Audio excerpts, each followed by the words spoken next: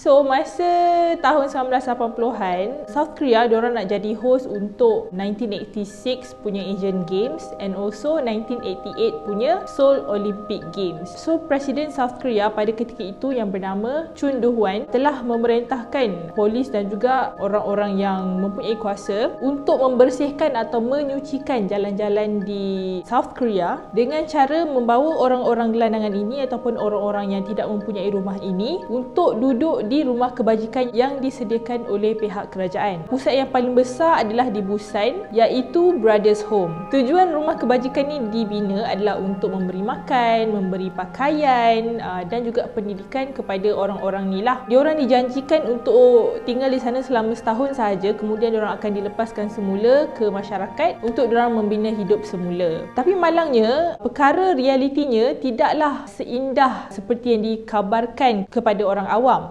Orang-orang yang duduk di rumah kebajikan tu, walaupun digembar-gemburkan untuk orang-orang yang miskin, orang-orang yang tidak mempunyai rumah, gelandangan dan sebagainya, hanya 10% sahaja merupakan orang-orang yang miskin dan juga gelandangan, dan selebihnya adalah orang yang pihak berkuasa telah kutip di tepi jalan hanya atas sebab diorang mabuk ataupun diorang berjalan bersendirian. Diorang kutip orang-orang yang tidak berkaitan ni adalah disebabkan oleh bila diorang letak lebih banyak orang di dalam satu rumah kebajikan tu, diorang akan dapat lebih banyak subsidi daripada kerajaan untuk menjaga orang-orang ini, dan juga pihak polis yang dapat angkut orang-orang lebih banyak masuk ke dalam rumah kebajikan ni, diorang akan dapat lebih banyak hadiah lah ataupun ganjaran. Rumah kebajikan yang sepatutnya menjadi tempat perlindungan kepada mereka menjadi tempat tenaga manusia dieksploitasi oleh pihak yang tidak bertanggungjawab. Setiap orang yang masuk ke dalam rumah kebajikan Brothers Home ni, tak kiralah orang dewasa ke, kanak-kanak, remaja, wanita ataupun baby sekalipun, mereka akan dipaksa untuk membuat kerja buruh kasar. Contohnya seperti membina bangunan, membina gereja, membina asrama tempat tinggal, dan juga diorang dipaksa untuk bekerja di kilang-kilang yang juga berada di dalam Brothers Home tu, seperti kilang kasut, kilang tali pancing, kilang pakaian dan macam-macam lagi lah. Dan semestinya hasil penjualan daripada barang-barang yang mereka buat ni disalurkan kepada rumah tersebut dan seterusnya akan diberikan untung bersihnya kepada pemilik Brothers Home itu sendiri. Setiap orang yang masuk ke rumah Brothers Home ni, diorang akan tinggal dalam platoon, and each of the platoon akan ada leader ataupun ketua tersendiri. Okay, so ketua ni kena jagalah diorang punya each platoon. Basically, kalau diorang buat salah sikit ke ataupun tengah makan lepas tu terjatuhkan makanan ke, diorang akan dipukul serta-merta di situ, and kalau nasib tak baik, diorang akan dipukul sehingga mati. Sehinggalah pada tahun 1986 ada seorang pendakwa raya ni, dia tengah jalan-jalan lah, dia nak cari burung masa tu. Dia ada nampak dekat kawasan yang berdekatan dengan Brothers Home ni ada sekumpulan orang yang sedang bekerja, diawasi oleh beberapa orang pengawal lah. Pengawal tu dia pegang kayu. Orang-orang yang sedang bekerja tu, mereka sering dipukul oleh pengawal tersebut. Jadi dirasakan benda ni satu benda yang pelik lah kan. Dia pun buatlah laporan polis dan sebagainya. Office di Brothers Home telah diserbu oleh pihak polis dan diorang jumpa 5.5 million US dollar dekat dalam office tu, duit yang telah disonglap daripada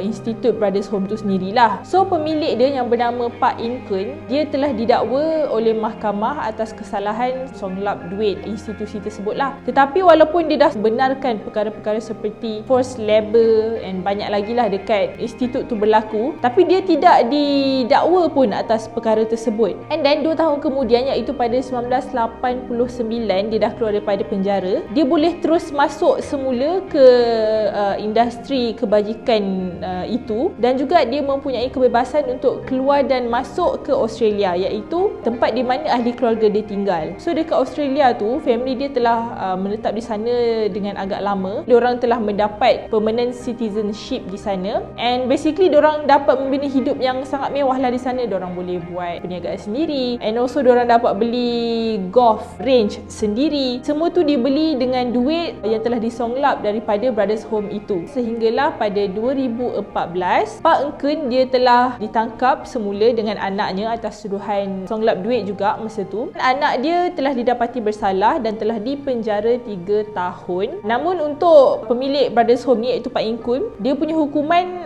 digantung ataupun pun tidak dilaksanakan sebab masa tu dia ada penyakit nyanyuk. 2 tahun selepas itu dia pun telah meninggal dunia. So basically macam kesalahan dia tu tidak ditebus kembali untuk orang-orang yang tak aniaya lah. Mangsa-mangsa yang masih survive sehingga ke hari ini, kebanyakan mereka mempunyai trauma sepanjang hayat. Dulu masa diorang kena tangkap masuk dalam Brothers Home tu masih lagi kanak-kanak, dan bangunan Brothers Home telah pun dijual selepas ditamatkan operasinya pada harga 27 million US dollar pada tahun 2001, dan ianya telah dijadikan sebagai apartment.